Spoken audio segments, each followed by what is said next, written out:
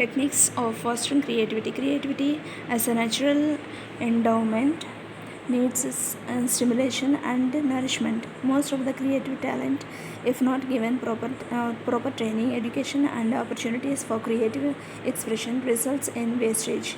Moreover, creativity, as we have emphasized earlier, is universal. Every one of us, to a certain degree, possesses creative abilities. Others, whether mediocre or below average, are also required to think constructively and creatively. Therefore, it becomes essential for the teachers as well as parents to realize the need of providing proper environment and creating conditions for full growth and development of the creative abilities of children. It lies in the proper stimulation and nurturing of the abilities that seem related to develop creativity. Originality, flexibility,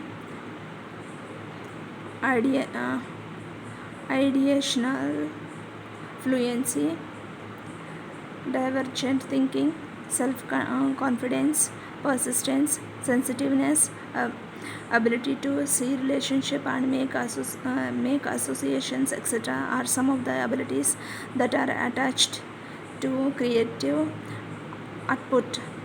The following suggestions can work satisfactorily in the stimulation and nourishment of these abilities. First, freedom to respond. Most often, we teachers and parents expect a routine type of a fixed response from our children, and thus kill the very creative spark by breeding conformity and passivity. Therefore, we should allow adequate freedom to our children in responding to a situation. They should be encouraged to think about as many ideas as they may for the solution of their problem. Also, we must let them have their own way when they strongly need a particular sort of novel expression. Second, opportunity for ego involvement. The feelings like it is my creation, I have solved it, give much satisfaction to children. Actually, they can only be expected to put their determined efforts in creativity is when their ego is involved, that is when they feel that a particular creative work stands on account of their efforts. Therefore, we should provide opportunities for children to derive satisfaction from being a cause. Third, encouraging originality and flexibility. Originality on the part of the children in any form should be encouraged.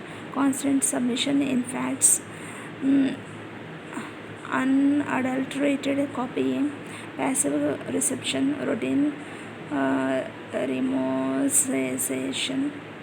remorization discourage creative expression, and therefore it should be checked as fast as possible. In solving a problem or learning a task, if they need to change their methods of learning or solving the problem, they should essentially be encouraged to do it. Adequate training can also be given by making them give answers of the problems for removal of hesitation and fear. Most of the time, there is a great hesitation mixed with a sense of inferiority and fear in taking initiative for a creative expression. We generally listen to the comments like, I know that I mean, but I cannot write or speak before others. The causes of such hesitation and fear should be discovered and removed as far as possible. The teacher and parents should persuade such children to say or write something or anything, no matter how crude it may be. Fifth, providing appropriate opportunities and atmosphere for creative expression. A healthy, favorable atmosphere for creative thinking and expression is an essential condition for the situation and nourishment of creativity among children. There is a need of sympathetic atmosphere prevailing in school as well as at home. For the purpose of providing opportunities for creative expression, we can make use of the co-curricular activities in schools, in our social festivals, religious and social get-together, exhibitions, etc. Can also provide the opportunity for creative expression. A regular class work can be arranged in such a way as to stimulate and develop creative thinking among children. 6. Developing healthy habits among children.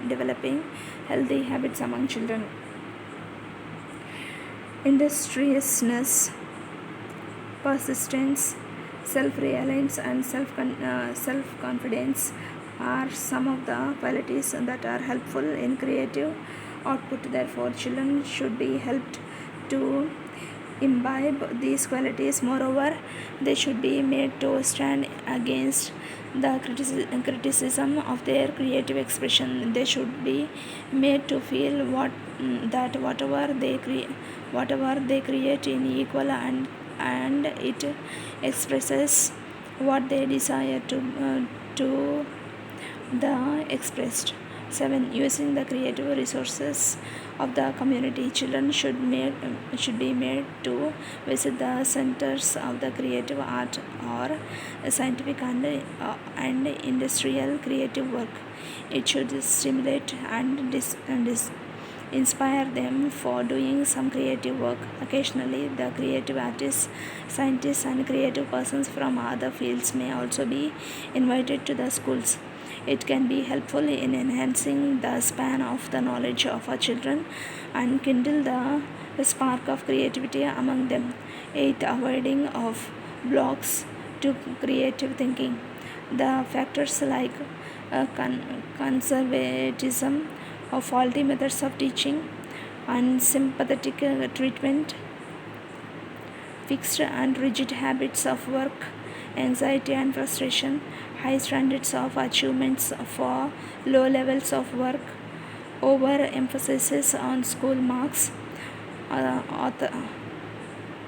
authoritarian attitudes of teachers and parents, etc., are known as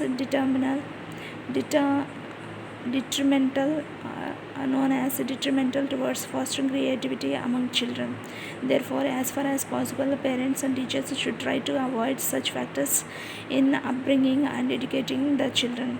Proper organization of children curriculum. 9. Proper organization of the curriculum. Learning experiences in the form of curriculum should be so designed as to foster creativity among children. For this purpose, we should organize the school's curriculum primarily on the basis of concepts rather than facts. It should also cater to the individual's need of students rather than to generalized needs of every student. It should also follow the general philosophy that truth is something to be sought for studying and doing something without the threat of evaluation.